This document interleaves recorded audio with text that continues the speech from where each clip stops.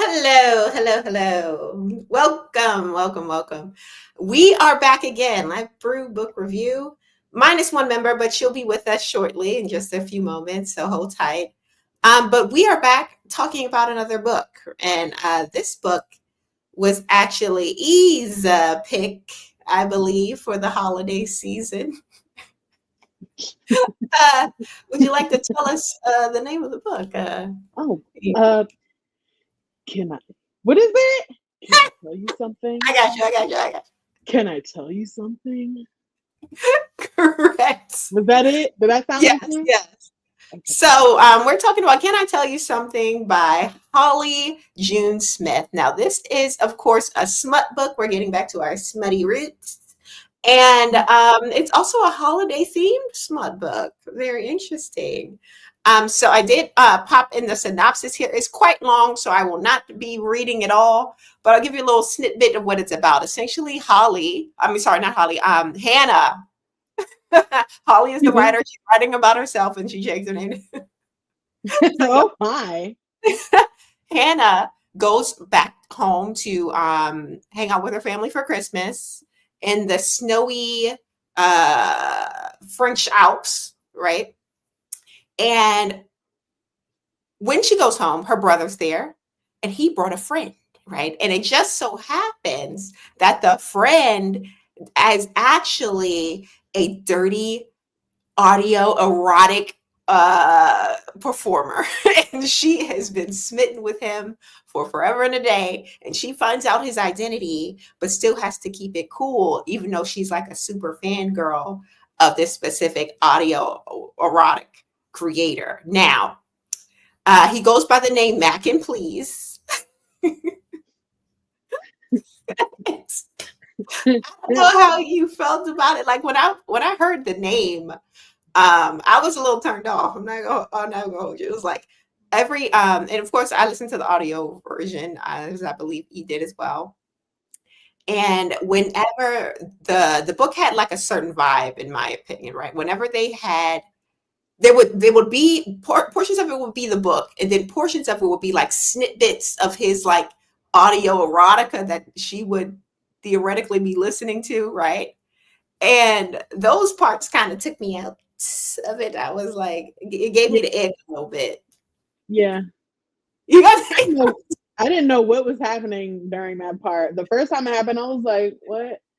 And then the second time it happened, I was like, "Huh?" yeah, And then the third time it happened, I was like, "Oh, this is like a beginning of the chapter type of something benchmark." yeah, I don't know, or end. It was confusing. yeah. And every time it happened, he was like, Megan, please. Ooh, like doing all of this stuff. I was just turned off. I was like, gross. Right. I mean, I thought I understood why he thought the name was clever, or I guess why Holly thought the name was clever, but it was also just like it was Yeah, unfortunately cheesy. I'm sorry, that's the only appropriate word for it. yes. But I won't take too much of the time here. What did you think? What were your overall thoughts of the book and your star rating? Overall thoughts, took a really long time to get to the smut part of this book, although Okay. I did appreciate some of the backstories that were happening. The brother with the Irish girl, they were cute. Hmm. I'm glad that he had something to kind of distract him and really was, even though Kayla was truly just a plot device, like we never hear about them again after the trip or if anything Yeah. happened. Not that I recall anyway. And yeah, it was akin to one of those like supermarket books those white soccer moms are guilty Oh, of continuing to you pick them support up. again and again. This You pick them this up is in the like in the line to get Elijah checking out. Like, what's this? yeah, it read like one of those, and it's also just like, or what I would imagine one of those is like. I have read smutty books before, but not holiday themed. That's a new one for me. And I Okay. did like the holiday-ish tie-in, but there was also wasn't that much holiday in it, Yes. which you know, it could have been cute doing something under a mistletoe or something like that. I thought that would have been fun, but it's okay. Mhm. It's That was okay. one of my things about the book too. I felt like for it to have all of this holiday theme, even in the damn cover, it's like a little, microphone Christmas tree and shit. Where was the Christmas theme? Like where? It was very hard to find the Christmas theme. It was just, I don't Welcome know. people in the snow. Yeah, I wanted more Christmas in the book. Yeah. But what was your star rating? Oh, okay, so this is what I thought. We could rate it for what it is, Okay. not in comparison to like some of the more lyrical books that we've read, more like classic. This is not that. Mhm. And for what this is, if we are rating it specifically for this type of genre, I guess I'd give it I might give it a 3. I felt like it was easy, Okay. quick, and it developed the characters just enough for what we needed to achieve. Okay. Okay. So, to get into non-spoiler thoughts, like I said, I did feel like I wish it had a little bit more Christmas vibe, right? I also wish that there was, I don't know, not to give too much away, I just didn't feel that one of them was as interested in the other, right? And it just felt very one-sided for the most part. And I didn't like that. And I'm an experienced smut reader. Like I love me some smut, right? I know what I'm looking for, right?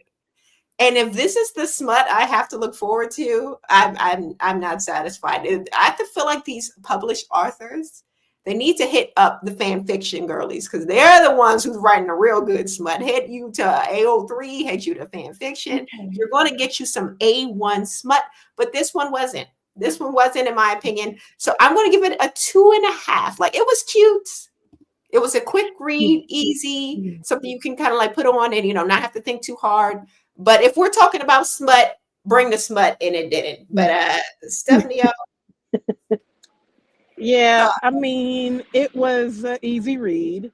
mhm, I thought that those interludes were trying to like present us with, hey, this is what Mac does for a living. Like it never dawned because when you think about it, they had scenarios like in the office, in the laundry room. Him and her were never in the office or in the laundry room. So I yeah, just took it as they was trying to expose us to, oh, this is what erotic uh thoughts listening with. I don't know. I just thought they were just trying to show us more of Mac's work, I guess. Um, it was it was interesting enough for me to get through it. okay, It didn't take me too long to get through it. If I, I went back and forth about it, right? Because I didn't think it was a terrible book, but I also felt like, and let me preface it with, I'm definitely a person who watches a lot of Hallmark Channel movies. It okay. just didn't feel very realistic. I was like, this one, I felt like they was taking it a little too far. Like this would not happen like this. I'm Okay. sorry. So I'm gonna have to give this a 2. A What's two. your final score? Ooh, hoo, I'm gonna have hoo, to give it a hoo. 2. It That is wasn't, higher than I thought you were gonna give it. yeah, it wasn't a bad read, but it was just too far from being realistic. I'm like, no, Stephanie. Oh, notoriously no, hard to satisfy here on the panel. You no. always get the lowest ratings. But let's get into quickly into spoiler territory.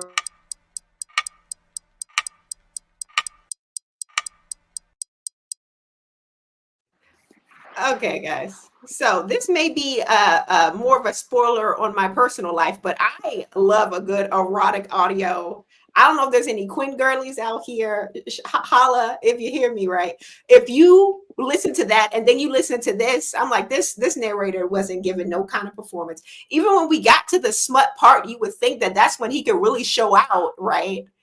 It was barely, he wasn't even doing anything. You heard nothing. I'm like, I didn't enjoy the smut of the book, and the narrator didn't put his all into it, in my opinion. And I also feel like the the characters in the book, I didn't like their little romance. It was like they know each other for 2 days, and she was already about to give up the goods, already obsessed with him, and he was barely even like paying her. Like he liked her because she was a fan. I felt like, because the way he described her, I wrote it down. He said, "This is what he said. He describes her as beautiful, appreciative, and complimentary. And complimentary. So what? Huh? Complimentary." How? And it says that's why he thinks that she's different than all of the other women he's been with, because she's beautiful and appreciative, and she compliments him because he's a narcissist. That's what it's giving, in my opinion. But yeah, and Hannah, I didn't like Hannah because at the beginning of the book, she was like, "Oh, we're rich, but we're not as rich as everyone here. We have a yacht, but it's not as big as the other yachts. We have, this big house, but it's, Yeah. our grandma got it because she was so rich, and we actually live here on this other part of the world with all of our money over here." And I'm like, this girl is just so unrelatable. And she's a lawyer, sure her. She's has all of this free time. She's beautiful. She can ski like a professional. It's like, what are her faults? I didn't like that about Hannah either. But yeah, what did you guys think? I mean, I don't know. I don't know. I guess I don't read. Well, no. I mean, I went through a little smut era, but I'm not. I haven't been in it in a while. I don't know what the newfangled smut is giving. But this, their relationship seemed light to me, which I could appreciate. I pretty much appreciated their dynamic being so like, oh, we're gonna have a little fling, up until they decided it wasn't a fling. Then I Yeah. was just like, why? Okay, we're taking this IRL. All right. I didn't understand why they needed it to get to that level. It was fun, and like, I think it painted her well as a character. No, she was not relatable at all, but I kind of got the fact that there's something about her that needed to be kind of controlled, um while also like a handoff of worshiping. Like, so their whole sexual dynamic was kind of him being bossy and her following what she wants him to do. But also every time he's like in his mind talking about how he's like teasing her or doing stuff like that, he's also like, she deserves all of it. So it's just like their dynamic to me felt very natural. That said, I don't know why they had to make it real in a relationship and all that. It just was like, okay, this is the housewife part, because it's very corny and it's like too perfect. It just doesn't, like, let this be a one-time thing. Even the dad was like, girl, just, get your life real quick for the weekend. Like, yeah, he was all ready to confess his love at the end of the book, and they only known each other for a week. Yeah, that was a lot. But it's like, for me, it's like a little, it's like meeting like a little mini crush you have that is like semi-celebrity, not really, but like a E-list, you know what I mean? Somebody you could bang has become in your inner circle for a week or so, and you're gonna see what he gives, you know what I mean? Because you already like know him, right? Like, yeah. And he's just like, oh well, she's hot, so yeah.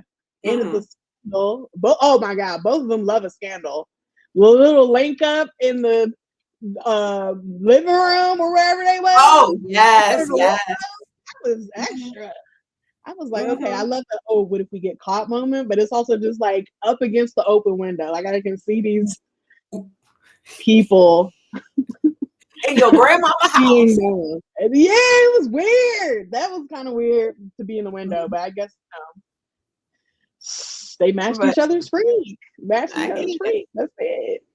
Stephanie O. Yeah, again, it just to me wasn't very realistic. I think I get why she was so head over heels, because she's been stalking him for at least some months.